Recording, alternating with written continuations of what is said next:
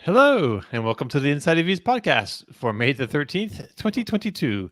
This is episode number 110.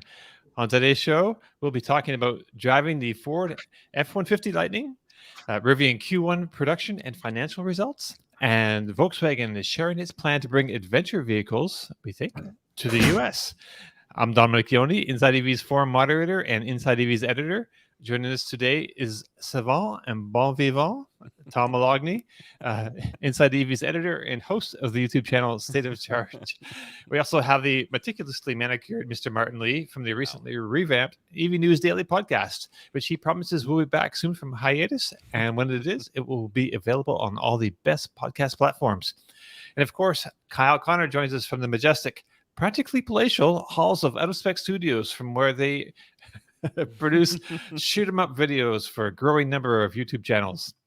Okay, so before we get going, I'd like to ask that you please subscribe to the channel. If you're watching us on YouTube, please hit that thumbs up button and ring that bell icon for notifications. If you're watching us on Twitch, you can ring that bell icon for notifications and do that, because there may be a show on Monday that you might not want to miss. So yeah, with that out of the way, welcome everybody. So on today's show is sponsored by Holley, who are once again putting on the Holley High Voltage Experience. I don't know, Martin, can you tell us a little bit more about this?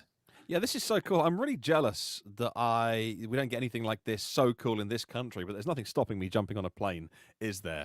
Let's face it. It's like an adult playground for EV enthusiasts. Now, I've never been to Sonoma, California, so I should come along and tick that one off my list. But look, if you love stuff like drag racing, there's road racing, there's autocross, massive car show there as well, and some of the biggest personalities in EV world, because, well, Kyle was there last year, but don't let that put you off. So you may even go back this year. There's builders, there's drivers there. If you want to push your EV on track, you can. And if you want to just catch up with like-minded people in the EV community, whether you just want to learn more about these really cool cutting-edge vehicles, then head along to the Holley High Voltage Experience. Yeah, they sponsored us about this time last year, actually, and came back and said, hey, can we sponsor the podcast again for a few weeks and just tell all of your viewers, your listeners, about the events? Of course, you're very welcome to, because we want to come along to it anyway. You can learn more, and you can register to attend today. The website you can see on screen, and for our audio listeners, it's holleyhighvoltage.com, HOLLEY, highvoltage.com. Yeah, a couple of weeks ago, I was at a big EV event over here, and I said to you guys, like, one of the things I noticed this year was how many EV curious people were there.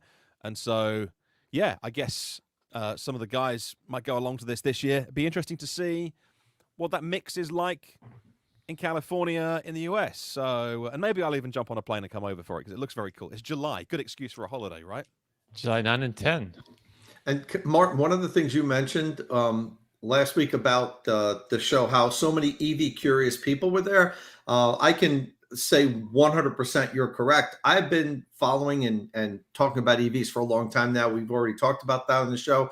Back, 10, 12, 13 years ago, where we had electric vehicle meets, and it was just like six geeks talking to each other, and people would walk by and look at us like, God, those guys are really weird. And then we started to get a little bit more EV curious people. And you know who one of those people were?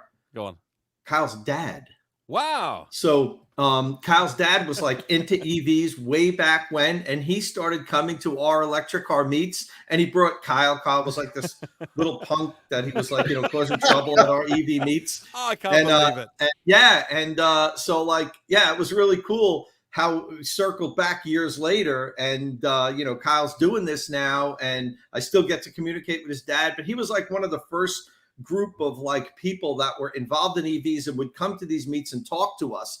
But now, as you mentioned, it's just like every day, everybody, you have an electric car meet and people are just walking by like, oh yeah, my neighbor has one of those. My brother has one of those. My next car is going to be that. So it's not just a bunch of like geeks, talking about kilowatt hour anymore. It's like everybody is interested in these things. And that's so cool to have been part of it from the beginning, to where I used to own a restaurant in Montclair, New Jersey. I used to have electric car meets like every month. and it would just be the same people, and nobody wanted to talk. Someone would walk through the parking lot, would be like, "Hey, come here. Do you want to talk about our electric cars?" And they'd be like, no, stay I'd away. walk faster away from us. You know what I mean? Wow. But it's so cool to see how like it transitioned from that to where it is now, where everybody's interested, and that leads us up to what we're going to talk about today, F-150 Lightning, because once electric pickup trucks hit the market, and I've said this years and years ago, America is a pickup truck land. Once we have electric pickup trucks, then I mean the barn doors are open, and we're there now, which is really exciting. Yeah, well, we're going to talk about the Lightning coming up, but we got a couple of things that we wanted to mention first, things that we've been driving this week. And actually, Kyle, we want to talk about your second video. So last week we talked about the great EV race from Fort Collins, Colorado to Las Vegas, Nevada. But part 2 of that contest just went up this week. So now we can talk about the result and maybe the top strategies. So if you missed last week's show, here's the setup. There's 5 cars, Hyundai, Ioniq 5, Porsche Taycan, Tesla Model 3 Performance, Ford Mustang Mach-E, and Tesla Model X. So they're racing for like 800 miles basically, but no one can go more than 5 miles an hour over the posted limit. So then the race comes down to a battle of charging networks as well as a contest between different cars. So Kyle, can you tell us which car won, and did a charging network win? And maybe tell us like the winning strategy. Well, it's kind of a mixed bag because it's all over the place. So I'll explain the theory. When we set out, we obviously didn't know what to expect. We've had nothing but huge success at Tesla superchargers over the years. I've hit, I would say, one of, not the highest in the country, but I got to be in the top 10 of number of superchargers visited. Been all around, nothing but great experiences. And during this challenge, the Tesla network didn't perform optimally. There was a couple different spots where especially Drew in the Tesla Model 3 had 2 different charging errors, had to move the car, and that cost him some time. And, this is the first of many different races on many different routes and many different cars. We're actually in process of setting up New York to Los Angeles now in some big boy electric cars. We're talking Lucid Air, Model S long range, the big stuff. Okay. This test was really Electrify America versus Tesla superchargers. And surprisingly to some, not to me, the EA network won. But what was really surprising was second place. We all know the Taycan's just a monster road tripper. Not the best range on paper, not the best efficiency on paper, but its charging is so huge. It can do 270 kilowatts pretty deep into the pack. And, I know how to optimize that car really well, pulling in dead, charging it to 50 to 60% state of charge and heading out and going to the next. That theory works. The other drivers had some different strategies. Some didn't even, try, to race, even though it was called a race. So, we got to really remind people what race means on the next one. But essentially, Tycoon won, Ioniq 5 second, Model X long range, brand new car third, like a hard third too. Model 3 just after that, and then Mach-E last place. And ID4? Did not have an ID4 there. It would have lost. It would have come behind anyway. Okay. I don't know why I was thinking ID4. Everyone was asking for an ID4, and I'm like, why? It's not relevant. We're talking 200 plus kilowatt charging rate world here. And so I don't know. We can bring an ID4 next time. You can see what I'm talking about. It would be interesting to see ID4 versus Mach-E. That would be an interesting one. Right. But yeah, I would say the order after doing the trip is as it should be, even if people optimized a little differently. I was pretty comfortable with how all the cars came in. It was a big trip and more to come since people seem to like this stuff. So did the Porsche Taycan beat the Ioniq 5 because you were driving the Porsche Taycan? Was it because of your strategy, or could the Ioniq 5 go as well as the Taycan? Well, I don't think I hurt the Taycan's winning position, but I think should put you in the Mustang. If basically what I really wanted to do on the way back was to switch cars. I wanted to drive the Ioniq 5 and give Jordan and Zach the Tycoon. Our schedules didn't line up. We decided to take an extra day of vacation in Vegas and hang out with some friends. Yeah, for sure the Tycon's a faster road tripper than the Ioniq 5. I have no question about that. Oh, okay. But by how much is the question, and then, we're talking very minimal difference here. But then when you look at the price, it's just the Ioniq 5 is the clear choice if price is factored in, because that car is half the price of the Tycon and smoked just about everything. And if Jordan and Zach optimized a bit more in that series, they probably could have been within 15 to 20 minutes of the Tycon. Wow. Kyle, what would have been really cool? Or, I mean, you see this generated a ton of interest. I mean, the videos were awesome. You killed it, tons of views. And I'm sure you're already thinking of this, but definitely a series of these, like you talked about Lucid, Mercedes, top of the line, BMW i7 when that comes out. But maybe, I would be more interested if you made categories, rather than you did everything on this. So, what I want to see next time is ID4, Mach-E, Ioniq 5, EV6, BZ4X. The direct competitors go at it and throw in an MX-30 just for kicks. Oh my goodness. No, seriously. Throw that in. I'll volunteer to drive that one. Hang on. In the race. It'll be 3 weeks of Tom podcasting from the MX-30. And then do the next thing. Then do the Rivian and the Lightning. Do these in categories. Do a series of them, because I think having direct competitors is more interesting to me than seeing a Tycon beat an Ioniq 5. They're not cross-shopped electric vehicles, but I'm interested in a crossover, but I do drive 700, 800 miles a couple times a year. Which one's the best one for me? And now I can go right to your video and say, look, this is it. So, I mean, just I think that would be really cool if you did that way. Yeah, totally agree. And that is 100% the plan going forwards. And then, what would be interesting as well is, EV6, Ioniq 5, monster charging cars. If we just throw that in as a cheap option to like a luxury car race, it still might win. We just don't know. And so, yeah, I totally agree. That's the direction. It's just scheduling, it's timing, it's lining it up, finding the cars that we can put that many miles on. And yeah, we intend to do more of them until people get bored of it. All right. Keep them coming.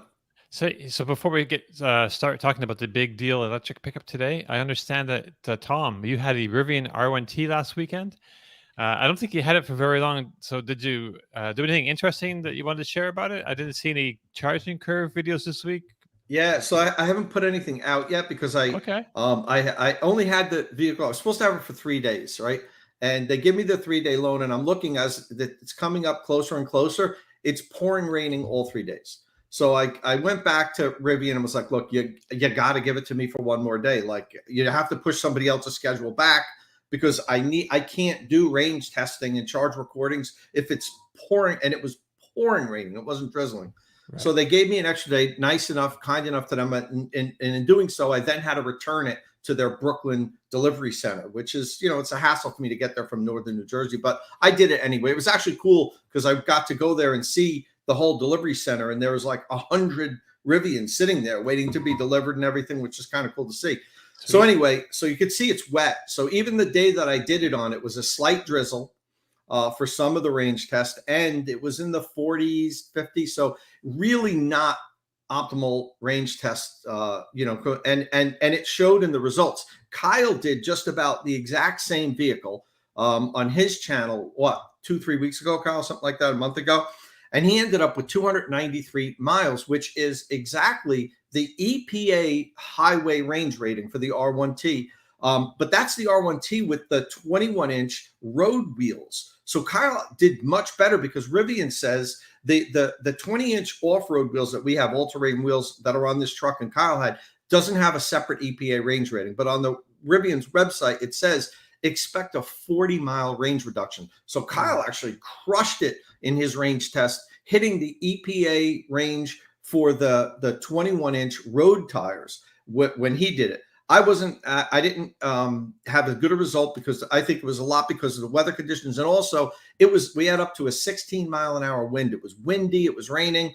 Finished up with 253 miles, 40 miles less than what Kyle did. And that really rarely happens when he and I do the same test and it's that much off. So I think it was a good idea of what you can expect in great conditions when Kyle drove it. And then you take a look at what you can expect if it's really not so great conditions, if it's windy, if it's drizzling. So, you're kind of in that range, 250 to 290 miles in the Rivian R1T at a constant 70 miles an hour. I think you can kind of bank on that.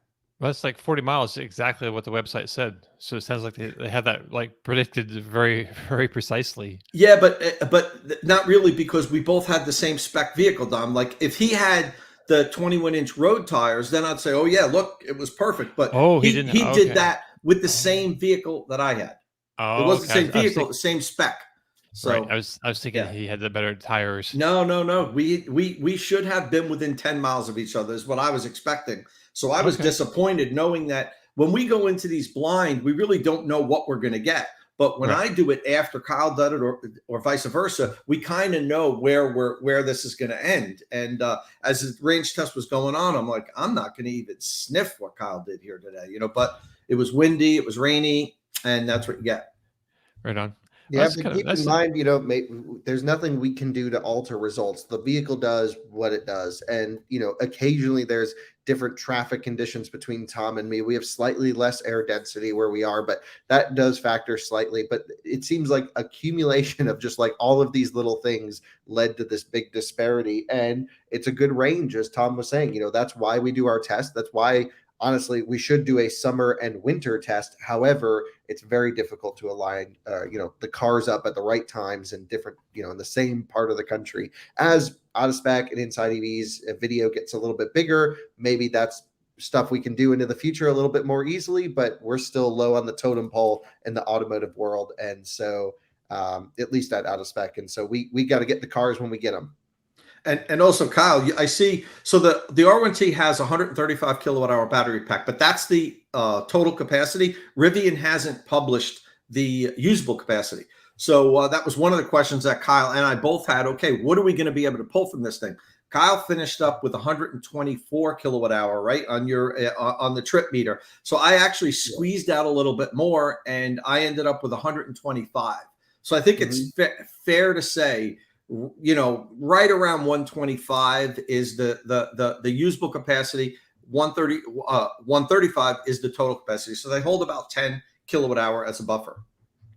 I would agree with that 100%. And similar, because I did, just aside from that range test, some other full charge to zero, just stretches, driving, distances, and would always come in that mid 120 kilowatt hour range, never more than 125. And so, I'd say you're spot on there, Tom. And that's me at the delivery center in Brooklyn, New York, when I went to drop it off. And it was crazy. Like nobody would let me take any pictures or video or anything. So I got in touch with Rivian, the PR, and they're like, they called up. They're like, yeah, let him. He's there now. Let him take pictures. But they were like super concerned that nobody was supposed to take pictures of this. But I don't know why. I think it's it's cool that many of them are there in New York. With customers coming every day to pick them up. Can I ask, are people seeing the Rivian and being excited, charging stations, or people waving when you're on the road? Is it cutting through in the way that the F-150 Lightning seemed to? How about for you, Kyle? Oh, everyone, way more than the Lightning. People are excited about the Rivian, I would say. I saw one yesterday at a charging station in Asheville, North Carolina. I freaked out. I'm like, oh my God, look at this thing. And it was in the new limestone color. I'm like, this is great. And when I had the Rivian, literally add an hour to your long trip because you're just going to be talking to people. Yeah, I had the same thing. A lot of people, everybody wanted to stop me to talk to me. The funny thing is the chief of police of the town where I live in, Chester, actually got my phone number, and called me and was like, look, and I know him just, casually, not really intimately. And he's like, this is Chief Williver. And, I hear you got this new electric pickup truck. Would you mind if we went for a ride? So I'm like, sure. So, yeah, everybody's interested in it. But I will say this, Martin. I couldn't believe when I was on the Lightning Drive, which I know everybody's probably waiting for us to talk about. I couldn't believe how many people stopped me, waved. And and I'm like, you can't tell this is like the grill's different. The front, it says Lightning, Right. but it's Right. just an F-150 pickup truck. I couldn't believe how many people stopped me. I pulled over for 1 second because I had to readjust my cameras into like a tire place where they change tires and whatever. Everybody came out. There were like 10 people just walking out at me at once. I was like, am I getting like jacked? I better get out of here, you know? And they're all just walking around it and everything. And I like couldn't back out. I had to stop quickly and keep recording. And they just wouldn't let me go. And then I was sitting at a red light and a car makes a left-hand turn in front of me and is pulling in front of me. And as he's in front of me, all I see is like this. And he's like, and I'm like, how did he pick that up? Like 2 seconds driving by me. So Yeah. people, it was Texas, and you know, Texas is pickup truck land, so I guess they're tuned up and ready for this thing. Wow. Yeah. Hey, so I guess let's talk about the Ford F-150 Lightning. So both Tom and Kyle have driven it. Tom has a video with the very best opening sequence on the Inside EV's YouTube channel Can we that play you that have to really check. quick? Yeah, Can we we- can can play we that. show everyone? Yeah, I can. Yeah, I yeah, can let's find show- that. show that. F-150 giving birth to Tom. Here we go. Right. Hang on. Well, it was Inside EVs, so we get Inside EVs. Literally inside EVs. Hang on, let me press play. Go big screen. Oh, can I do big screen? There we go. Yeah.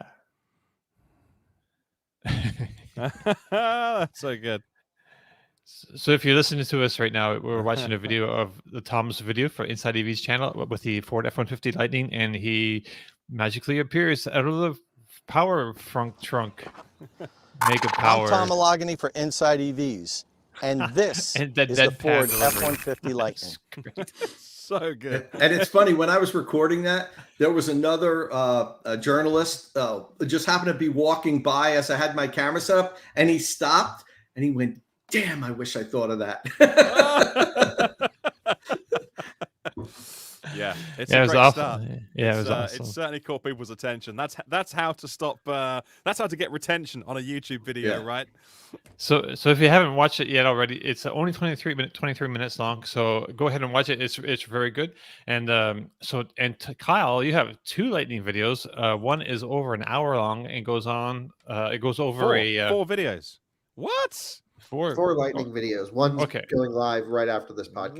Wow. You've been okay. a busy boy. So the first one is like a general explainer with you're in a Lariat trim driving, because you think that's the most popular one that's going to be, people will choose. I don't think I had a chart that said it was. And so I Okay, said, I well- want that one. Right. So in your video you go over driving dynamics and a lot of geeky stuff, and it's really great. So definitely watch that. Then you have a video, and I watched most of that, but you have one also with the Ford Pro standard battery, so the most affordable Lightning option. And I don't know, I haven't seen that, so maybe we can talk about that in a minute too. What are the other 2 videos? Yeah. I and looked then at this, overlanding. I didn't see anything yet. Yeah, so those are going up on overlanding probably today, and then later on early next week we'll see some other overlanding stuff. But Okay. yeah, I mean, I can't wait to hear what Tom has to say about it, because I get into the weird nerdy driving stuff, and it's a pickup truck, which it not everyone's going to be buying it for the weird nerdy driving stuff. They just need a truck that's usable, that, as I said, works for America, that is the right truck at the right time with the right capabilities. And in my impression, I am just so thrilled with how it came out. Just think it's a wonderful package. It's the right truck at the right time. Can't say enough good things about it, but everyone knows that I'm pumped about it. Tom, what did you think? Well, I've been pumped about it for a long time, guys. I've been talking about this for a while. I'm happy that you felt the same way, that you seemed to be juiced up after driving it also, because up until now, it seemed like you were much more interested in Rivian. I mean, we had talked about, that I might sell one of my trucks, and you're like, oh, great, I'll buy one as long as it's the Rivian, so, so it seemed like you just weren't at all juiced up, but maybe because you hadn't spent time in it. Don't forget, I'd driven in the Lightning already on Ford's Dearborn track with Darren Palmer. Darren Palmer was my pilot, and we ripped it around that track a bunch of This is times. like a bumper sticker. Darren so- Palmer's my no. I never. Yeah, exactly, right. So I had a taste of it. I had already gotten up and close with the vehicle intimately at their proving grounds. So that's why, I've been chatting it up. But yeah, I mean, it was pretty much everything I expected. It felt a little floaty on the roads. Like you could feel the weight, like especially in the turns. It handled much better than you would expect a pickup truck to handle, but it's no, sports car. And I felt like it floated over the bumps a little bit more than what I would want it to. But maybe that's just the suspension and the weight that it has. What did you feel about? How'd you feel about it on the road? I mean, it went over every road irregularity and pothole fantastically, but it felt like it floated a little bit. Reminded me of like a '70s Cadillac a little. Yeah, Does it have to do with the combustion F-150 does the same thing with its front suspension architecture. What I found most impressive actually was going to IRS for sort of a full-size pickup truck, independent rear suspension, instead of a solid axle leaf spring type situation, really keeps the back end settled down unladen. So when you're not loading it up with a whole bunch of stuff, it rides really nice. Now, that means you're giving up max tow capability. Like when we see medium and heavy duty, I'm talking F350s, F650s, big stuff. That you need the solid axle for, with the integrated motor in the rear, and their technologies coming out from Magna and American Axle, I think, are the two working on those technologies. And have to say, really, not a performance truck. It's very fast in a straight line. It's competent, but if you watch my hour-long video, somewhere deep into it, I hit some corners and I'm throwing it in, tire squealing speeds, at the limit of what the truck would do. ESP's freaking out. It's grabbing brakes. It's trying to be super safe. But totally agree about front end. Just real floaty up there. And I would like it to be turned down a little bit, but the combustion truck does the same thing. Here's the one thing I think we really should mention too, is just how great of an event Ford put on. In typical Ford fashion, it was really quick. Get off the plane, film overnight, get out, and then get out of the San Antonio. But the event was really well crafted to handle, sort of soft roading capabilities, towing and hauling, general driving. They, do whatever you want with the truck, go to a charging station if you want. And I really appreciated them giving us a little bit of an overview and then saying, go film, do what you got to do. Yeah. And it was and great. Pick the truck that you want. Like you said, all the different varieties were there for us. And it was just it wasn't like you're assigned a vehicle and that's your vehicle for the trip. They were just all parked out there. It was like, oh, take that one, take this one, take whichever one you want, do what you want with it, go where you want. Now, they did ask us to do the off-road course and a towing course, like that was part of it. But I mean, you could basically do what you wanted, and that was pretty cool. And as you said, they accommodated so many. This was a huge press drive. There was over like 130 journalists. That's huge for a press event. But that just goes to show you how serious they're taking this. I mean, they had a Model T parked there, and they were like, "This is our Model T of this generation. Like that's how important this is for this company." And I believe them. If the Lightning flopped, if there's components that break when you're towing because they didn't engineer it right, if the suspension can't handle the weight and there's all kind of issues, like if they didn't engineer this vehicle properly, it will set the company back, because the first group of people that buy these, that use them for work, that beat the crap out of them, that load them up with stuff, that tow stuff. And I'm not talking about the range, because that's physics. Like there's only so much they can do with range on a vehicle, it other than put a giant battery in it. So I'm push that to the side. But how does the vehicle hold up under work? If this isn't built Ford tough, like their slogan, then it's going to set the company back. We don't know that yet, really. It seems like they did everything right. But this first year or two is going to be hugely important when we get feedback from people that really use this thing for work and beat the crap out of it. If it holds up to that test and it can do everything that it can do, because it can do more than what a gas vehicle can do, between the Pro Power on board. And I know that the gas versions have Pro Power on board. They don't offload as much power as the Lightning does. But the features that this thing has, it is just an all-around better vehicle, except for towing. That's the one thing that is still, and we still don't know that. With this short trip, we don't know how far it's going to go. I have a good idea. When we towed, we were averaging like 1.3 miles per kilowatt hour. if you push that out, the extended range pack's going to be somewhere between 150 and 170 miles full Well, it full depends on charge. the trailer, and your highway speed is going to be a lot less than what you were doing. So Yeah, I don't know if you so can take it as a comparable figure. well, no, I'm just giving a small example. You're right. It's not a perfect comparison. That's a small little sample. That's my guesstimate after driving it. What I think it's going to be somewhere around 150 to 170, depending on how fast you drive, depending on the size of your trailer and all that weight and everything. It'll be less in some instances for sure. On a windy day with a big trailer, even with the big battery pack, in the winter, you might only get 100 miles. It's certainly possible. Yeah, that's what I'm thinking it'll come in at with like a big box trailer. We did that, and Tom, this, and you guys know this too, but weight doesn't really affect range as much as the aerodynamic profile of the trailer. So when people are like, I got this much range with that much weight behind me, it's like, it doesn't make much of a difference. It's all about the shape of the trailer, as Gary Clark comments here. And, that's what it comes down to. You could have a really heavy but efficient, aerodynamically efficient trailer that will go farther, and just depends on each individual trailer. Something I'm thinking about doing is benchmarking the efficiency of every U-Haul trailer, since people tend to rent those, and it's a good benchmark to compare size. The only problem I have with doing that is sometimes they have different tires, sometimes they have different, the bearings are greased in this one and that one's not. And so hard to say, but I will say, we're getting our own standard trailer at out of spec that we can load up, that we can compare the range of all the trucks with a maintained, basically the trailer. Just like there's a standard tire in the industry, we'll have the standard out of spec trailer. So did you guys do any driving with the trailer?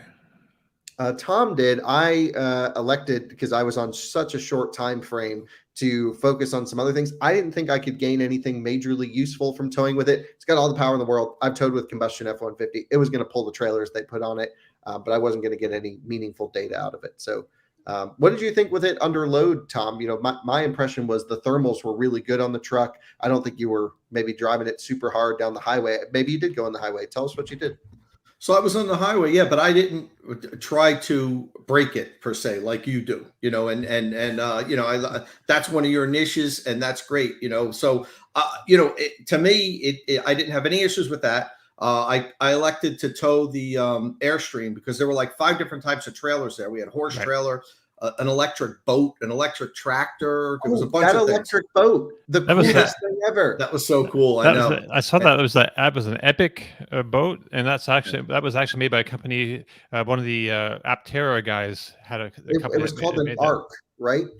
Yeah. Was it ARC? Oh, okay. I thought it was epic. I thought I saw. I'll try and find. I think TFL used that in their thumbnail. I'll try and find it for anyone watching. And it is the coolest freaking boat ever. And I saw, was it the What's Inside guys or Jerry Rig Everything? Can't remember. Yeah. But they went up on the boat and showed it inside. And I really, really wanted to do more stuff with the boat, but genuinely they were like pulling me out of the truck to get me to the airport. Yeah. So I took the Airstream, and I actually went with Seth from Electric. So the two of us hopped in that and took it for a ride. And we're not experienced truck trailer guys, so we're maybe a little bit quicker than we should have on some of the turns or whatever, just to see how it would feel. And then we parked and we went inside the Airstream just to check it out, because it was open and all the stuff in the Airstream was on the floor, like the seats and everything. We kind of put it all back and everything, but it was. They're cool. not telling anybody then, right? Yeah, right. Yeah, no, Ford's not listening. Yeah, we didn't abuse it, but it was a fun little drive, and it's really nice that they gave everybody opportunity to do that. As Kyle mentioned, I don't know if we got much out of that. I don't know if we can really translate too much out of that, but it was good that they had them all there just to show people. They had a truck loaded up with plywood for hauling, and I mean, that's how people are going to use this. So it was good that they actually went out of the way to set all that stuff up for us. But when I get my Lightning, which should be in a couple of weeks, it's in production now. Nice. Kyle and I have to talk because I know you want to do some towing stuff, and we've got to figure that out early on, because we want to be one of the first people out there to do some towing stuff. I don't have a huge appetite to do towing with it, so we'll talk about letting you get some of that content. So yeah, we can figure it out. I also I've had a million questions, and I hope I'm not derailing too much about would I buy this or the Hummer EV or the Rivian R1T. And I always love when people ask me what I would buy. I'm like, I'm the weirdest car solution. Don't base your buying decisions off of mine. Why don't you tell me what works for you?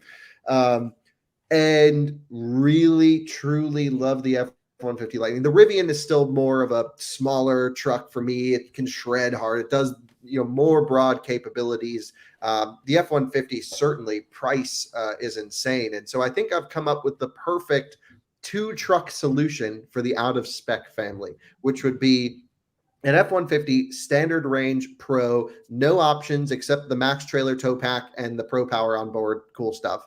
And I like the Max tow pack because it gives you a secondary chiller in line with the first one, so you can double your cooling capacity essentially. It's probably like 1.7 because of efficiency losses, but it's near as makes no difference, double. And love the price. Can't beat the price. You can't buy one. That's the thing. It's just like there's not enough allocated for the consumer market. So I've started a consortium on the forums. I love to just go on the forums. I think we should do an out of spec fleet group buy. We go and buy, 10, 20, 30 F-150 Pros, either standard range or extended range, depending on what you want. And then we'll distribute them to whoever wants to be in the group buy. I don't know logistically how that would work or how we get fleet approval. The problem is you can't get the big battery on the base truck unless you're fleet approved with a fleet number. And so, so you need to get fleet approved first. Right. Okay. Right. A lot of people seem to want that configuration. Just a standard battery. It's a fantastic deal. Great though. I don't see any need for more than just the standard battery unless you're going to be doing towing, which it's not going to be that big of a difference between the two because you're already losing so much range with a trailer. I'm not saying if you're towing, get the standard battery, but it still charges, I hear, at 150 kilowatts or touching. I saw 174 delivered to the car on the big battery pack. So 150, I mean, that's fine. And like so much less expensive. So perfect 2-truck solution, maxed out Rivian adventure truck, daily driver, 800 horsepower, go shred it around. Sport and truck. Then the work truck. Yeah. To be like, oh, we got to move a car from this side of town to that side of town, need to do stuff on the ranch, whatever it is, you use the base truck for that. How do the, sorry, carry on. Go ahead, Martin. How do the US tax credits work with fleets? Because all I know about your $7.5 grand is it's if you qualify for that, it's money off next year's tax bill. Is there anything similar is there like a corporate version of that? Can companies still claim money off next year's tax bill as a company? You might be able to get the EV tax credit. I'm not sure. It might depend on how you register the vehicle, but for sure you can Section 179 the vehicle. And there's other tax qualifications you can do where you can fully depreciate the value of the vehicle in year one. And so that's a huge benefit. So if you take the $7,500 tax credit and you can Section 179 it, you are just like in the money. I mean, it's a free truck at that point. If you had a big tax bill. Yeah, most companies do. Yeah. Right. Mm-hmm. Right. If it's applicable for companies rather than individuals. Wow. Right. An individual can't Section 179 unless you're doing it through a business. And I believe you need a weighted plate in certain states to do it. And every business tax situation is differently. And that's why we had some OEMs didn't give the full $7,500 federal tax credit when they were leasing. When you lease the vehicle, the financing arm gets the tax credit. But if the company didn't have enough tax liability, like BMW when they launched the i3, they were only giving $4,800, and people were really upset. And they were like, "Look, this is all we get because of our tax situation. We'll pass along every penny that we get, but we're not going to give you another, $3,000 cash on the hood. Buy it if you want the full. If you want the full $7,500, go buy it." So it depends on every individual company's tax liability. And if Kyle were to make a group buy like that, like started an LLC or something, you're talking $1 million worth of purchases. I don't know how much his ad revenue is for out of spec, but I would venture to guess it wouldn't be enough to cover 40 $7,500 federal tax credits, and that'd be a lot. I'm sort of joking when I'm saying let's do this consortium thing. It probably could work we probably could put something together if there was so much need. But the thing is, we're years away from trucks becoming available. Tom is super lucky that he's getting his truck soon. And, I really like the idea of the base truck because it just has more than what you need, way more than what you need. And the interior was nice, right, Kyle? I mean, I know it was vinyl floor and everything, but all you need. I got in it. I'm like, I could live with this. Like, as a work truck, this is awesome. Yeah. I was thinking true. I'd be kind of willing to sell my old Ranger to have like a Lightning in my garage. Like I would have to, like the cheap the Pro standard battery would be all you the need. play for me. And Pro standard battery, every work truck should be that. And the battery I thought was great. I really thought it was, plenty, way too quick. Like it does all the stuff. You'll never be late to your construction site in one of those things. Was the okay? So you drove the regular the long whatever the extended battery. Range. You drove that in the higher trim, and it was super quick. You said it was a very linear. Like the farther you get up, it just keeps pulling and pulling and pulling until you're up, maybe hypothetically beyond into the triple digits, kilometer digits. Yep. Yes. So was the Pro version with the standard battery? Did it have that same feel, or is it a little bit slower? Or? Nope. Honestly, the acceleration to me in a truck, not a big deal. I mean, as long as it can move itself out of its own way, right. I'm fine. Sure. And thought that there was very little difference between the standard and the extended range. The standard one still spun the tires too much. I got an issue with their drivetrain strategy. I don't like that spinning tire thing. But so they use 2 permanent magnet motors on the truck, one front, one rear. Same e-machine, same motor, but different gear ratio on each, just to balance out some motor harmonics and maybe a little bit of drivetrain efficiency so they can prioritize one at one speed. But I think mostly driven by harmonics would be my guess, because you don't want this weird sound fluctuation going. With that said, motor's still dead silent while driving. Really impressive how quiet the drivetrain is. Very little torque ripple at low speed. Really good drivetrain control, I have to say.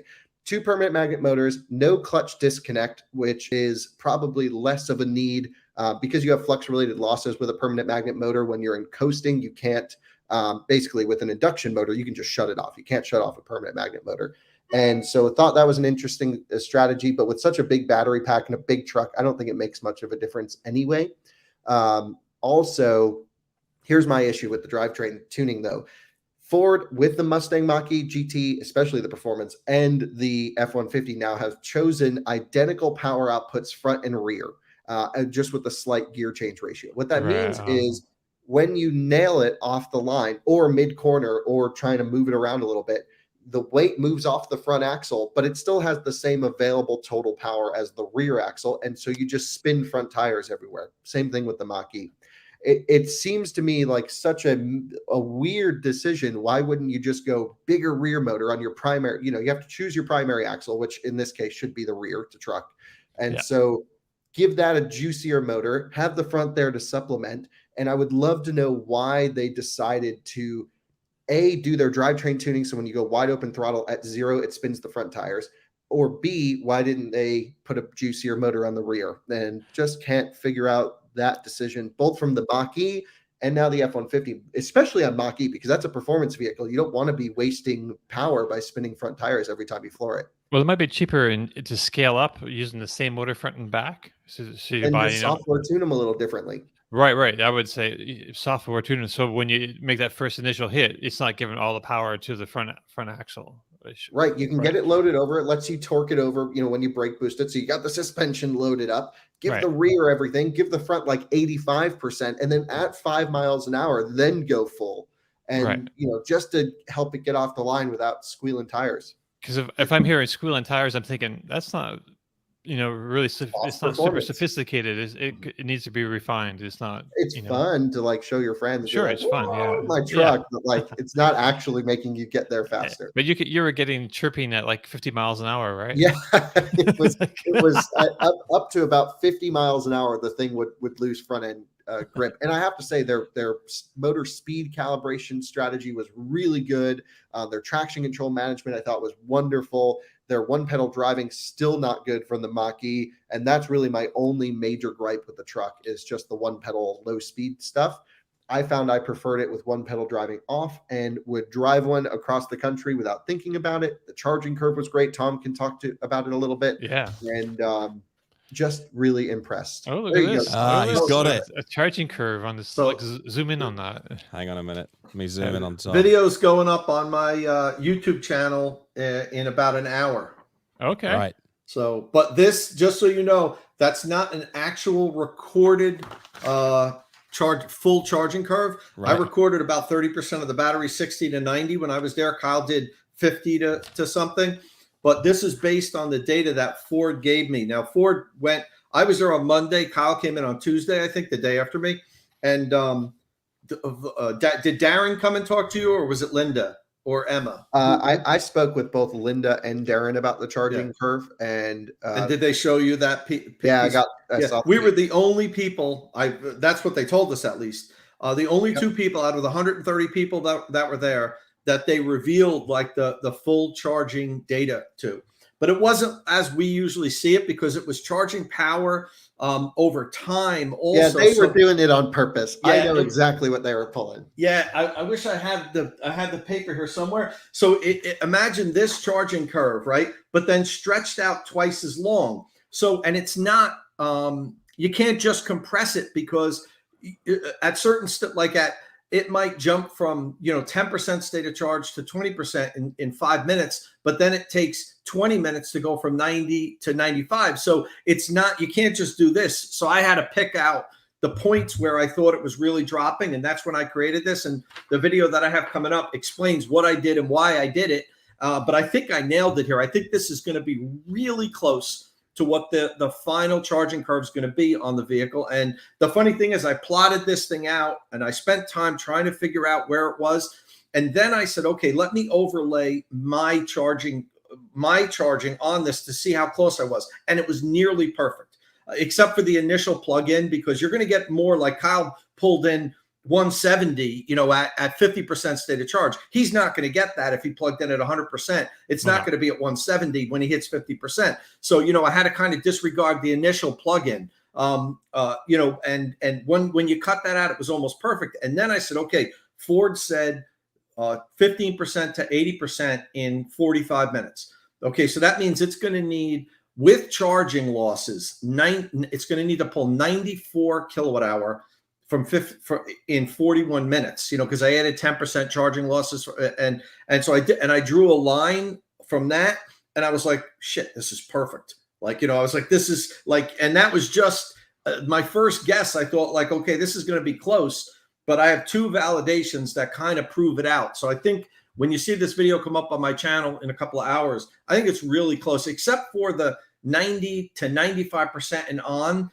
It's hard to see. I don't know if Kyle, if you noticed that graph that they showed us, showed that on that graph, they were still pulling 15 to 20 kilowatt almost till 100%. And Ford's been super conservative with their EVs, over 90%. So I'm not sure if the very end is going to be correct or not.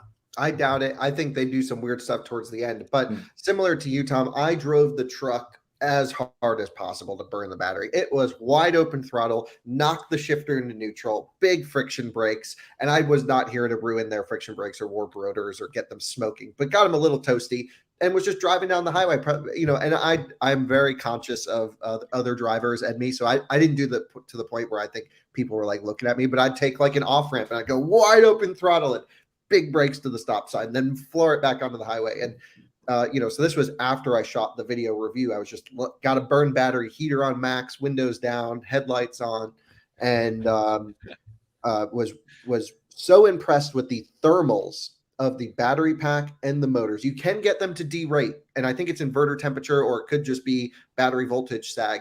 And I put that in my video, and I show their derating strategy, so much better than Mach-E, and it recovers almost instantly. Mach-E, you have to park it, let it sit for 5 minutes. When you get it into turtle mode. The F-150, totally different strategy, world-class strategy when it comes to drivetrain derating, and it communicates with the user perfectly, and couldn't even overheat the battery pack. The only time the battery pack got warm, granted I had the max towing pack, was during a fast charging session in 91 degree F temperatures at peak speeds deep in the pack with after driving the piss out of it. And I was just like, okay, cooling, I don't think it's going to be an issue on this thing. Right. I agree. Sounds very promising. Yeah, definitely. So, and a lot of people were really hard on the Lightning, and they still are. Oh, it's only 150 kilowatt DC. It's garbage. It's not an 800 volt pack. The Silverado is going to be so much better. You have to understand, peak charging rate is super important. Yes, Kyle and I love to. We love like Tycoon 270 and all this stuff. But you know what? If it pulls 150, and it's going to pull slightly more than 150, if it holds that deep into the pack, it's going to be usable. It's totally going to be workable. It's not like, oh, it's garbage. It's not a 800 volt system. I mean, Ford did what they did with this truck to make it affordable. And you start doing 900 volt systems. The components are more expensive. Ford, you can tell they wanted to make an electric pickup truck for the masses, and that's why the base version can come in at $40,000. In a couple of years, do you think they're going to have cooler versions with that? Yes, no doubt Ford's going to do a lot with this. But as an initial vehicle to come out with, I don't think we could possibly ask for any more than what I've seen so far. I think the Lightning is absolutely a revolutionary vehicle for the company, and I think people are just going to love it. It won't suit everyone's needs. I'm going to get the horse farmer in North Dakota saying, I got to drive 1,000 miles twice a month.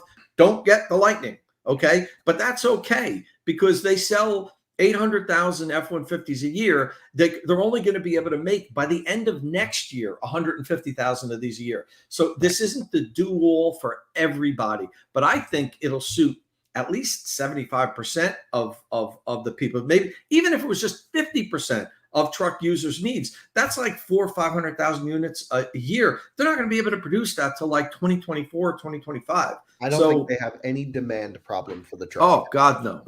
No. Businesses there'd be no, if they could make 100, 200,000 pros, with the standard battery pack right now, they'd sell them this year. Right. Every business should buy one, because it's going to save them a ton of money, and it's going to give them more functionality. That Mega Power front is awesome for businesses. Secured lockable storage up front, with all those power outlets. It really reinvents the truck. And it'll hold like what, 2 Tomalognis? If I got in there tight, well, it depends. Is Tomalogany alive, or is he moved on? Because if he's moved on, you might be able to cram 3 of them in there. So, I got so many comments about that on the Inside EVs YouTube. Being from New Jersey, bodies in the trunk, that was great. Bodies in the front. Hey, so just to wrap a bow on the charging. So peak charging is 150 kilowatts. Which is not huge numbers, but it'll say that high rate. From, I think you could say peak sustained. The total peak is over 170. Okay, so peaks at 170. Yeah, roughly. So I saw 174 kilowatts delivered from the charger. The truck doesn't show charging power. Major fail. That needs to be fixed. Right. But 174 kilowatts delivered with the fans ripping. That's using probably 3 to 6 kilowatts to cool things down. So we're very close to 170 going into the battery pack. So and Ford is saying from 15% to 80% is 45 minutes on the extended range battery. Yeah, 41. But they just chose random 41. Numbers. 41 minutes, 80, which is 80, right. Yeah, it'd be nice if they do it a standard like 10 to 80%. I think is. And I still think that's silly, because I'm watching people plug in way below 10% everywhere, and and charging way above 80% too. Right. Yeah. And it charges the fastest, at the lower state of charge. So it would behoove them to say, 5 to 80, because it would add some time, but not a lot of time. The difference between 5% to 15%, that 10% happens really quickly as compared to the higher percentages. So I'm estimating, and you'll see this on my video when it comes up, that it'll get to the 15% in 9 minutes. That's pretty good. That's what my estimate is. So it's 50 minutes dead to 80%, which is long, but it's a huge battery pack. You know, Right, and I right. talk a little bit about what I'd like to see them do in the future. And Darren Palmer and the team has promised me, and I'm sure they told Kyle that, look, we are going to continue to massage this curve and we're going to improve it. They've done that already with the Mach-E. They've already sent out an OTA update that has improved the charging curve on the Mach-E. We'd like to see them further improve it. But we know they're at least working on it. They haven't just said, okay, this is the charging curve, that's the vehicle. No, they're continuously working on it. And they said they're going to do that with the F-150 Lightning. And there'll be OTA updates to compress this time and make it charge even better down the road. Yep. Yeah. So that's not a bad time. Charge time. It's not super great. I think so. It leaves other people a chance to compete with them on that metric. But it's something that Oh you said yeah, I mean they the can improve Rivian over time. Rivian's going to smoke them as soon as they can get their thermal management under. The Hummer EV is just going to wipe the floor of that. And so it's safe to say this is not a charging monster, but it is acceptable. Oh yeah, no, it's a decent rate. Yeah. And I will say there's very little incentive to leave the charging station early in this truck and try and make it to the next one dead. This is a truck you charge to 70, 80% and then head to the next charger, which I'm learning is actually a very relaxing way to cross the country doing these deep charges. Right. But, you're doing Kyle, that right sorry, Don. Kyle, that's if you can make it. If you're towing and you might need to squeeze every mile. So I talk about that in my video that we always say just unplug at 80%.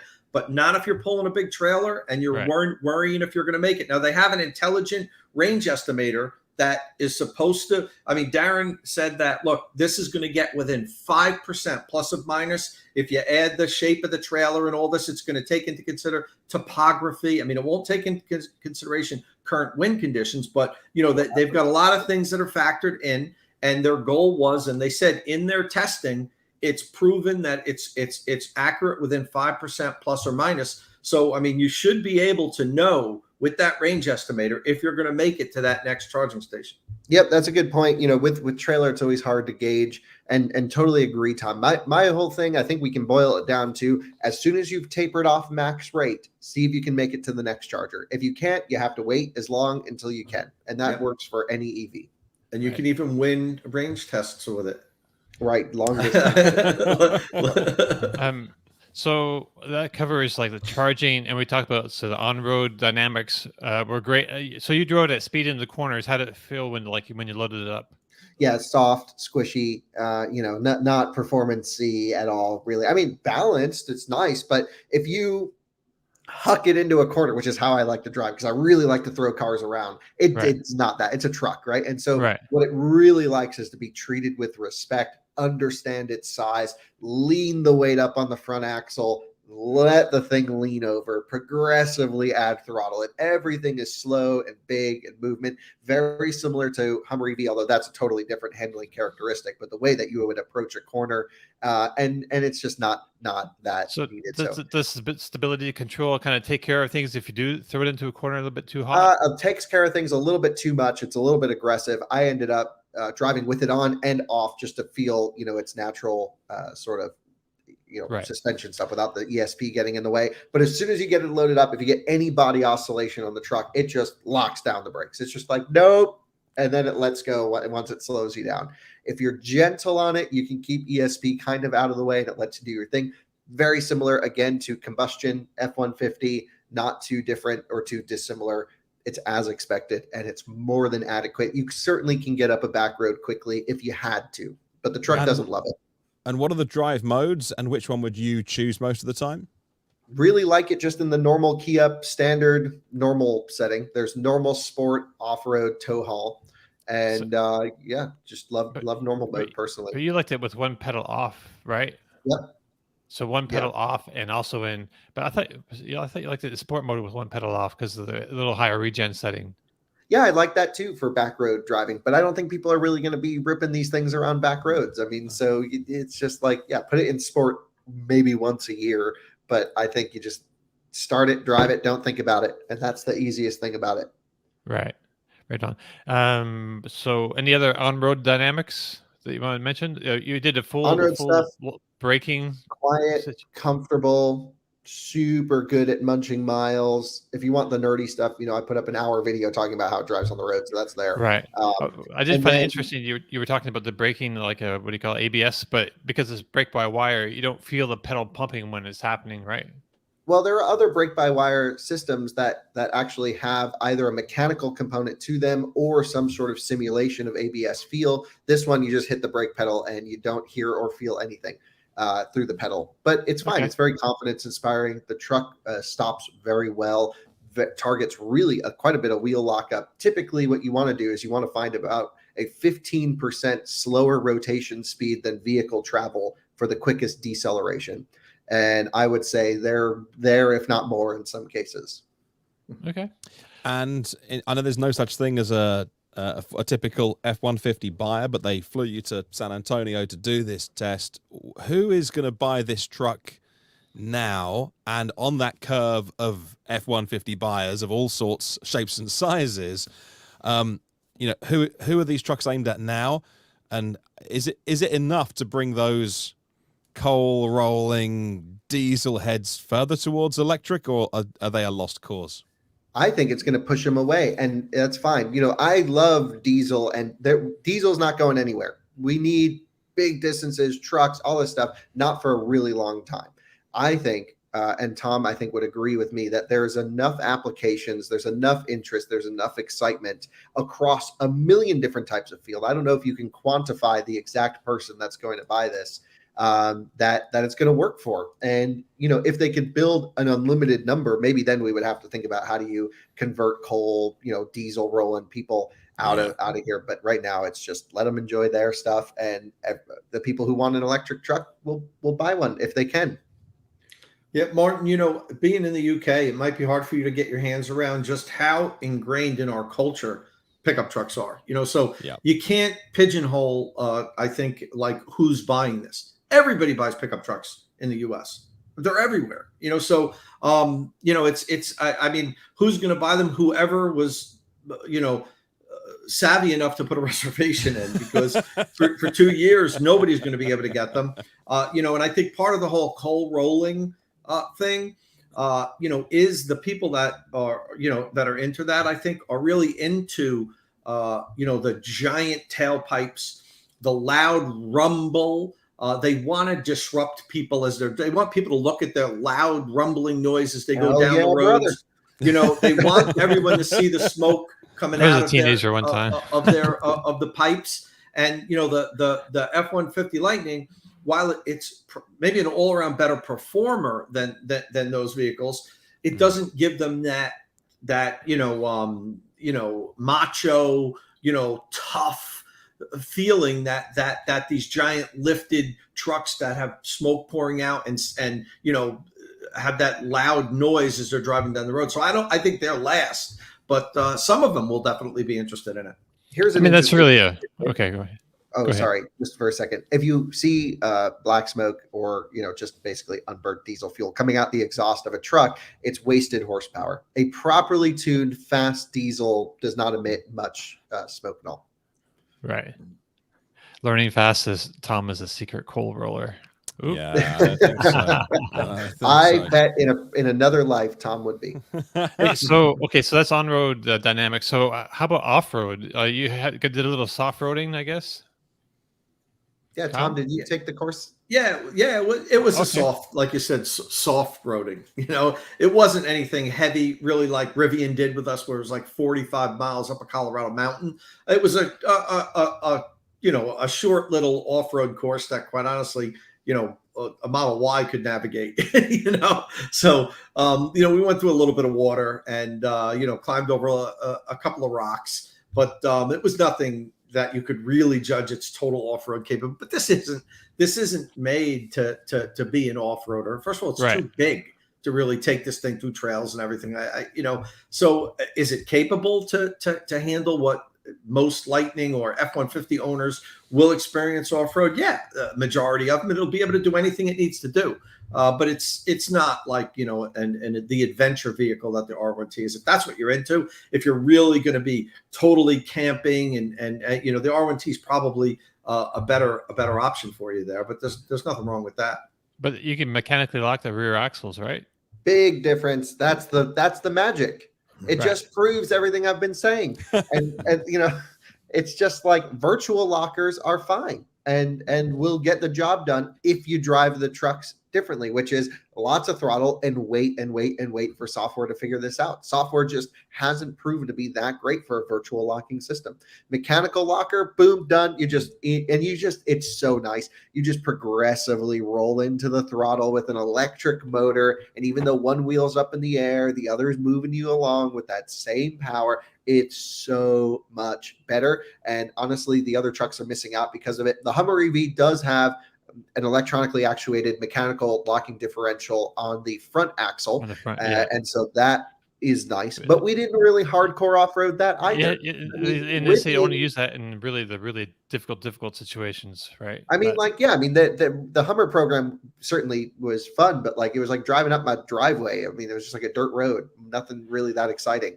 And so really need to get the trucks out to Colorado on some legit trails. And you know, we've perfectly proved, I think, with the Rivian and a driver not optimized for driving a virtual locking differential, that wasn't the right solution, or the driver has to learn differently. With the F-150, it's not a rock crawler. It's not built for that. The motor hangs way too low. It's just designed to get you to the job site. Right, The right. ground clearance is only 9 inches or something like that. Rivian goes up to almost 15. It's just not built for off-roading. But it is nice to just go boop, lock, and you can push your way over certain obstacles. Yeah. Hey, this is a silly question, but are people going to put the lift kits on this at all? Without Hell yeah, we're gonna make them. You can. I mean, I'm not going to, but I want one so lifted, long travel. I want to make an F-150 Lightning Raptor. Okay, I was thinking maybe with this rear suspension setup, it might not be possible, but okay. Why not? Ford F-150 Lightning. I don't know. People lift IRS stuff all the time. I'd have to take a look at it. You know, yeah. I have a small bit of lift on my Ford Ranger, but it came like that from the factory. It's special. Right. Well, look, people will figure out to make anything taller and lifted in the truck world, and here for it for sure. Because I do think there is room for like a Tremor, which is like a halfway to a Raptor, or a full Raptor version of this at some point down the road. Oh yeah, my guess is you'll see that in 2024. Definitely, they're going to have a high, like a crazy high performance version for sure. I mean, it'll be $100,000, but like, you know, people will buy them as fast as they can make them. Yeah, they have that same kind of look. I mean, because the look of the Raptor, I mean, it doesn't just perform well, but it has that like big, big strong face on it. Yeah. All right. Anything else about the Ford F-150 Lightning that we want to talk about? Can we just go over production again quickly so they get it straight in my head? Because Tom, you know, your review, Tom, in Inside EVs, was, you know, began like Ford have a big problem here. Like, it's not the vehicle. They just can't. The vehicle's brilliant. They can't make enough of them. Yeah. So, did they tell you when you were there how many this year, how many next year? Because I know that they're giving us their aspirational targets, but how many are they making this year? They didn't release those numbers. Well, they wouldn't give us the numbers. They just said by the end of 2023, next year.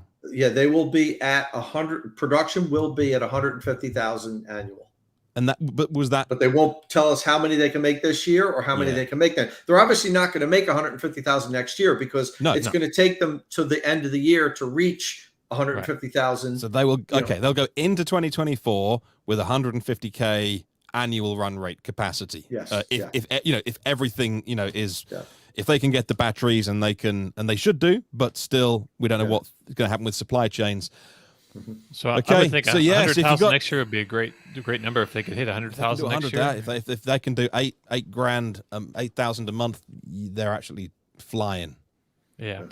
So speaking of actually, Martin, you showed us some pictures the other day from a dealership, some prices. So the price of the Ford Lightning is, you know, it got some good price points until you get up in the $90,000 Platinum Edition.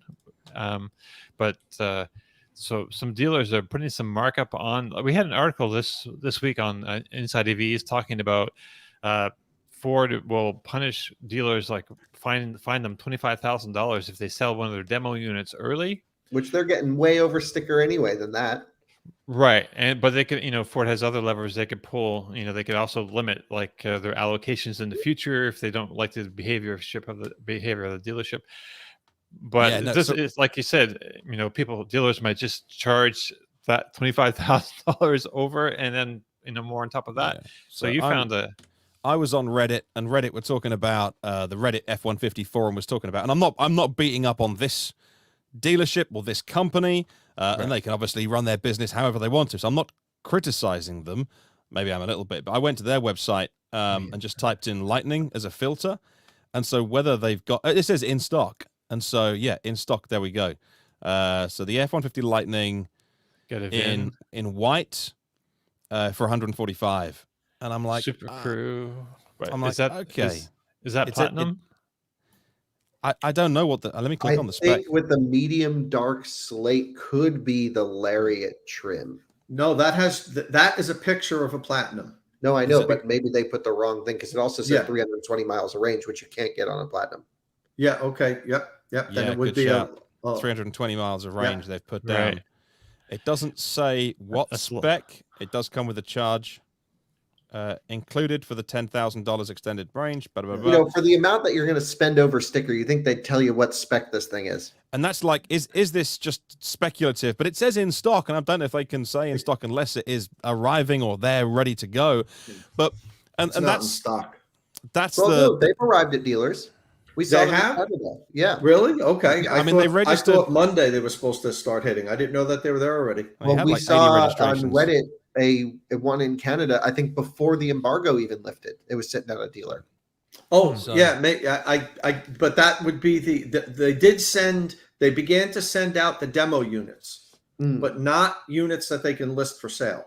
I see. I think that's this week is from how I understood it. The big question is going to be is their reservation system going to make any difference here, or is it going to be an Ioniq 5 situation or a Mustang Mach-E situation where some of the trucks go to reservation holders and others will just be available for sale on the lot? So they're all supposed to be for reservation holders unless the reservation holder cancels his reservation, then the dealer gets that allotment. Well, if it went to an order, right? If the reservation just gets canceled, the dealer doesn't get it. But if the person orders it and then cancels, then that dealer owns that vehicle. And I have to say one thing. I mean, we know this is going to happen. This isn't a reflection on Ford. This is dealerships. But I had a follower of mine reach out to me, and he sent me all the documentation, what happened to him. He was a first-day reservation holder, made the reservation, got the very similar reservation number to mine, got the email from Ford, configured the vehicle, gave them the deposit, got the email notification from his dealership that your order is complete, and you're going to go into production in June or the end of May. The next day, he gets an email from the dealership, your order has been canceled. So he goes down to talk to them, and he finds out that the dealership canceled his order and kept his truck. So they're going to do what evidently, like what maybe that dealership that Martin popped up, they're just going to say, oh yeah, it was an order that was placed that was canceled, and now we're going to sell it for $150,000 or whatever. So I actually did send this whole email chain over to Ford. I don't know if they're going to do anything about it, but I was like, look, guys, I know you're concerned with this. You've been saying that you don't want to see this happen. I have a documented case here with all the day he had his emails from the reservation, from the order, and everything. So hopefully Ford looks into this for the guy because he's crushed. He ordered the thing a year ago and couldn't wait to get it. And now all of a sudden he's, he doesn't have an order and wrong, and you man. can't That's order one. So yeah, like that's lawsuit. not Ford. And again, I know a lot of people say, oh, Ford, you got to use the Tesla model. They would love to do that. They can't. There's laws in this country that don't allow them to sell customers. The vehicles have to go through the dealership. They're trying to change things around with Blue Oval and all this to change it so that they put in a mechanism that doesn't allow this, that all the orders are going to go through Ford. They'll be the only ones that can cancel them, but then the dealers get to deliver them and get a cut. They're trying to figure out a way of doing that. But I'm sure this guy wasn't the only person that this has happened to. And that's like maybe how you're seeing these vehicles show up for such a high amount of money. I felt terrible when I read that. I would be crushed if it was me. And there's one more thing I want to mention quickly. For those that do have reservation holders. So I got a call from Sunrun Ford's partner for intelligent backup power and also to install Charge Station Pro. That's a company that Ford's partnered with to do installations. They partnered with a different company for Mustang Mach-E home charging stations. That's Qmerit. So they partnered with Sunrun for this. So I get a call from Sunrun. Hi, this is your Sunrun representative. I'm your Sunrun Ford team member. I need to put you in touch with our installation person. We have to get your house set up for your Lightning. We see you're going to be getting your Lightning within the next couple weeks.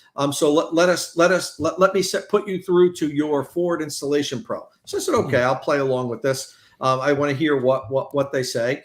So I said, sure, great, that's great. They put me through, and the person comes on the phone, and immediately he's like, okay, we've got to get your house set up for this. I know you're going to want to charge your vehicle as soon as it comes, and we're going to have to come out and do an assessment, get your home ready to charge your car. So I said, okay, well, what's the process? And then we went through this whole thing. But what really bothered me about this was how they didn't explain to the customer that or ask them, do you need assistance with home charging? And they also kind of led me to believe that I needed intelligent backup power system. That wasn't, I was never asked, are you interested in having your truck back up your home? It was just kind of like, we'll come out and do a site assessment. We'll see what it's going to cost to install intelligent backup power. If you're interested in solar, we'll do that too. But the whole gist of the conversation was kind of like leading me to believe I needed them in order to charge my truck, and that I also needed to integrate intelligent backup power. And that really bothered me. And so at the end, I just asked myself, I'm just curious, do I need this? I already have a charging station in my garage. And the guy was like, well, you're really an edge case. I assumed that, you didn't have a charger, but the Ford needs 80 amps, your truck, comes with the charging station, so you probably, I said, I have an 80 amp charger in my garage.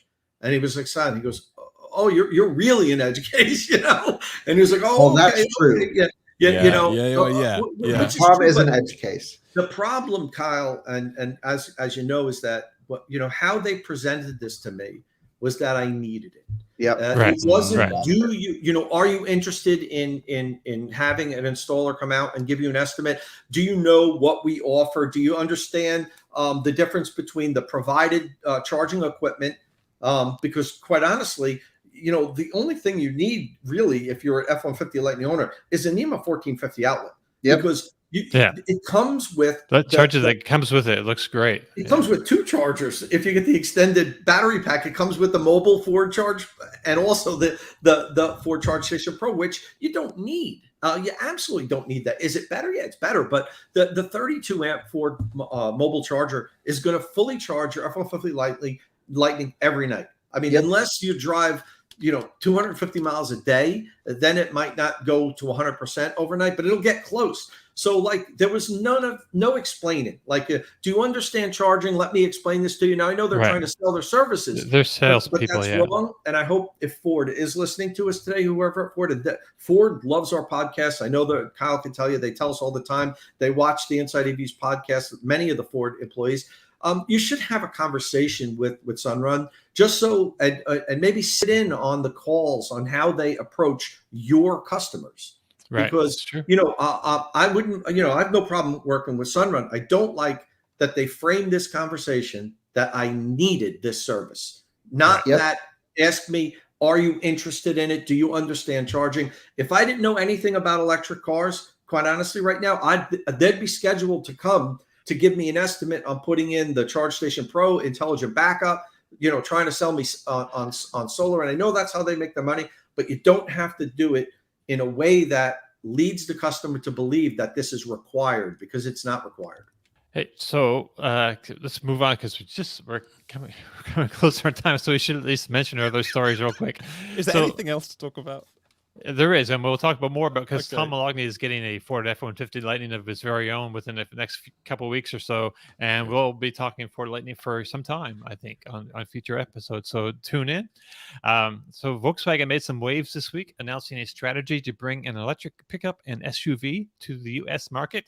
So it is recycling the brand Scout, which was a model made by International Harvester from 1961 to 1980. The Scout was made to go off-road and was a competitor to like a Jeeps, Jeep Wranglers, and Broncos. And so it seems likely that they'll keep that sort of aspect of the vehicle's abilities and make the Scout line adventure vehicles. I think maybe a direct competitor to Rivian. Even I'm not sure, but that's just like strikes me as what's possible to.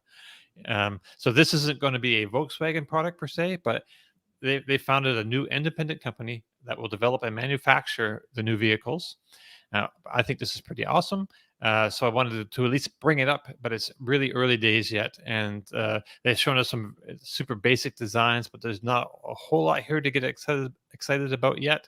So anyone have a comment on this before we go on? No. Okay. That's exactly, actually, that's what I thought would happen. We've seen Crickets. Ford do it. I think it's very sensible to have separate divisions and things like that if you are trying to get around certain laws, dealer Right. laws, or Credit or tax whatever. credit laws, even incentive Yeah, even packages? things like that, because we've Right. covered that off already. But it's your logo at the top of that dealer website, and as much as the average person doesn't know about dealership laws and associations and these kind of things, they see your logo and they see your logo selling a truck for 145 grand, and they're like, really, Ford? And it's not Ford. So Right. to do that, if they can start selling vehicles direct and circumnavigate these things, is probably smart. But I think they're up for a bit of a fight if they're going to try and do that. So I forget what the time was on, but it's not going to be around. We're not going to see a Scout for a few years 2026. yet. 2026. Yeah, Right.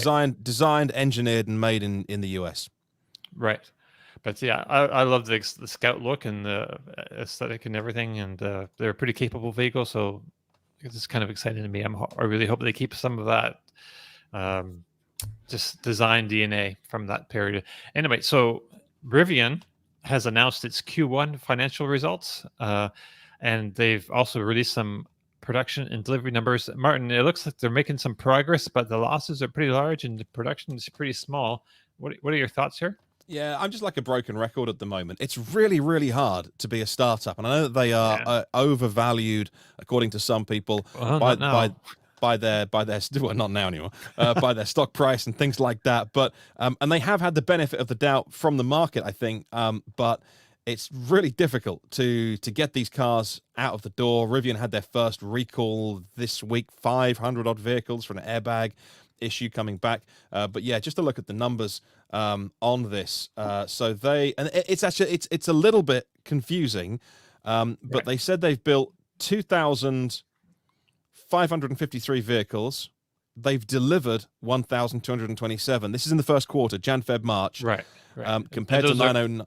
Yeah. So, but I don't know if that is vehicles to retail or that includes Amazon vans as well, who I'm convinced that they're going to be. So a third of this number is Amazon vans. The third of it. 25553, but those are factory gated, so that means like everything's finished. They're not waiting for any parts or anything. Yep. They're not. They haven't delivered a lot of vehicles, but that's not because they're waiting for anything. The vehicles are ready to go. They have to just get their logistics, figured out. But yeah, that's a third of that number roughly are the Amazon delivery vehicles. Was it EDV 700? That's 700 square feet, and they're making some headway on the 500 square feet one. So as of four days ago, they've made 5,000 vehicles at their facility. They've got 90,000 reservations, and they say they're going to do 25,000 this year in total annual production. It's half from what they had said earlier, but which they'd halved, and actually by reiterating they're going to do 25, the market absolutely loved it. They were like 20% up if you followed these things yesterday. But it's just I keep saying this morning. It's really, really tough to do what Rivian, what Lucid, and the others are trying to do. I think we've got short memories as well, like what Tesla were doing with Model S and then X. It seems like a lifetime ago, and it wasn't really, but it's exactly the same problems. that these companies are facing, except they're not the same problems, because 8 years on, everyone is hyper focused on them, and Tesla were largely under the radar when they launched Right. Model S. They were a tech company, and if you were into e-cars and stuff, you knew who Elon Musk was, but Right. so the microscope's on.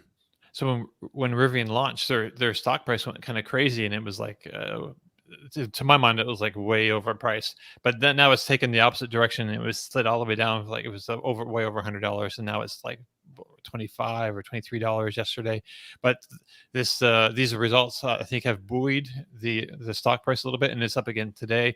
I think one of the big things is that RJ Scaringe said on the financial call that the company has enough cash on hand to build the phase one of the new Georgia plant, which will have 200,000 vehicle production capacity. And so they'll have enough money to build that and launch the R2 vehicles, which is going to be a more affordable price, a higher, they're going to sell a lot more of them. Yeah. And that seemed to calm the markets, and the prices up a bit this morning. I had somebody on my show on the podcast. Maybe it was pre-IPO. I don't know. A guy from Drake Star Partners on. He's an investor in Rivian, and I want to find out, what is it that you see, because he invested in, I think, Tesla a long time ago, and he's a long time investor in EVs, very experienced financial expert. I was saying to him, like, why are you putting your money in Rivian? And his take was, he's been around a long time. Everything he sees from Rivian is they're the real deal, that they've got the people, the tech, the IP, and everything they need to get through to. He says, because the Rivian's not about the R1T or the R1S or the Amazon van or the R2s. Right. He's like, on a 10-year scale, to be a big car maker, he thinks they're the real deal. So that was his take, and he's an experienced guy. I mean, I think there's still some risk, but I can't buy stocks, automotive stocks. But if I could, I'd be looking at that Rivian stock right now. That's not financial advice. We can't give that here. Don't listen to me. All right, so sure sounded like it, right? So last week, Toyota put out a little press blurb. I think we should talk about this real quick, titled 5 Things to Know About the All-Electric Toyota BZ4X. It talked about the electrifying style of the BZ4X, powering of the battery, performance and handling, and a couple other things. And it mostly went unnoticed and unremarked upon until someone whose name I won't mention, but it starts with K and it rhymes with Lyle, tweeted out some info from one of the disclaimer footnotes. Basically, it was a warning saying at the bottom of this press release that the charge times given were under ideal circumstances and that it wouldn't charge as fast in cooler temperatures. And it ended with this: DC charging may not work on all-wheel drive BZ4X when the temperature is below 32 degrees Fahrenheit. Now, obviously, this is bad. Very bad. Well, if that's like face value, it's pretty bad, right? If you're just reading this and out of context, context is important here. This is like a disclaimer thing. The word may not is doing a lot of work, so this is just not good writing. And so the people making noise about this now, people started making the noise about this now, about how this is very bad. And so Toyota went back and they changed the wording. And now it says, for the BZ4X all-wheel drive model, charging may slow down more than other models in weather conditions below 32 degrees Fahrenheit. It may not be possible when the temperature drops to around minus 4 degrees Fahrenheit and below. That's minus 20 Celsius. So we were talking about this a little bit yesterday on chat, and Martin mentioned that this is especially bad because the language is in a disclaimer, so it probably went through multiple levels of scrutiny, PR people, lawyers, and no one noticed that they were telling the world BZ4X might not charge below freezing, which is makes it not a viable vehicle unless you're in like southern Florida or maybe southern California, not in the mountains. Well, yeah, that first version says, because anyone who's been around EVs for 5 minutes, if you saw that phrase DC charging may not work when it's below 0 degrees Celsius 32F, you'd look at that and go, it's either not right or what kind of a dog of a car is this? And it took Kyle to notice and tweet about it. And then some of the other websites picked it up. I covered it on my podcast for Toyota. Very quiet. So they contacted, there's a couple of websites that I saw issued corrections. I think Motor One. So Motor One brought up a story, and they quoted Motor One. Tom. I'm not sure Motor One issued a correction to their story. They might have been so early, or they might have come to it after the I think we did it after the correction. Yeah. So, but immediately I saw, I think, Talk News and Auto Evolution. They kind of went with the story initially, and then they've added a bit to the top to say, hey, Toyota have reached out to us to say it's not true. Actually, this is true. It's -4. We got it wrong. But Well, they never reached out to me. Or me. I did a whole 10-minute podcast segment on it. Toyota clearly have no idea who I am, and I'm quite happy with it that way because I don't want to fly. I know who you are. I don't want to fly over that radar. I want to go under that radar. Right. And I did like a whole 10 minutes on like who on earth makes a car that can't charge this cold? Well, if you do it, if you are designing it for hot temperatures, it's fine. But and of course they got it wrong. So, but it's not one person at Toyota. It's multiple levels of engineers and copywriters and you know what big companies are like. I mean, like Toyota is the biggest of the biggest, most corporate conservative. This would have multiple levels of sign off, and nobody said, "Hang on a minute, hang on."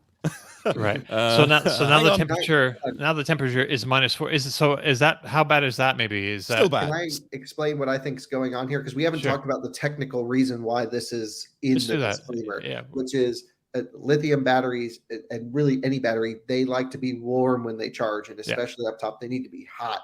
And below freezing is typically the cutoff where you just can't charge lithium. They'll crystallize. It's just a irreversible way to degrade your battery pack would be allowing charging. Now, I have done videos about plugging Teslas into superchargers and it not charging. But what it does do is it takes power from the supercharger and runs the battery heater to get it to a point where the coldest cell temperature in the battery pack is above the threshold where then it can start accepting power. Right. Then the act of it accepting power and running the battery heater will warm up the battery pack. What I think they're trying to say here is the battery heater now can basically raise the temperature of the battery pack from -4 degrees Fahrenheit ambient conditions. However, if it's below and maybe there's a 60-mile-an-hour wind, the battery heater may not be strong enough to actually bring the battery temperature above freezing. And so that, I would say, is not alarming. I think Toyota's just very conservative. I don't think it's actually going to lead to many real-world issues. I'm not saying it's not going to cold gate. That's a whole separate conversation. We're just talking about it accepting power. Right. And I think there's nothing extraordinary about the BZ4X's below freezing charging situation. I just think they worded it all wrong, and that's all I was pointing out. Yeah, right. Tom, some thoughts? Kyle's going to have to get one next winter and cold soak it overnight when it's below freezing and plug it in, see what happens. I just think this is just another example of Toyota not wanting to go the extra mile to make sure their vehicles are, world-class vehicles. Toyota has more battery tech experience than any a company out there, even more than Tesla. They've been dealing with batteries in their cars for 25 years now. And, if they can't figure out a way to make this, be at least as good as other cars or communicate to this public how electric vehicle charging works and why at very cold temperatures, it's a problem. It just shows that they don't have interest in making the best vehicle they can and presenting it to the public in the best way that they can. It's just kind of like an afterthought, like, oh yeah, by the way, if it gets 32 degrees, won't charge. Teams that are interested in making this vehicle look good to the public so that it sells would be all over that and say, no, we have to figure out a way to convey this to people that so they understand, when it gets colder, it's going to charge slower. And in extreme conditions, it might not even charge. But they didn't have enough interest in promoting the BZ4X to take the time to present that the way it would be palatable to the public. And it just goes to my whole theme on how they're just not into EV. They want to continue selling the hybrids. and they're not putting the weight of the brand behind the BZ4X. Right. Well, we're just about out of time, but yeah, they definitely need to figure that out because they're playing. They're looking at where the puck is, not where the puck is going to be. Like Well, in where a the puck few was years, about 3 years ago. as to use the hockey analogy.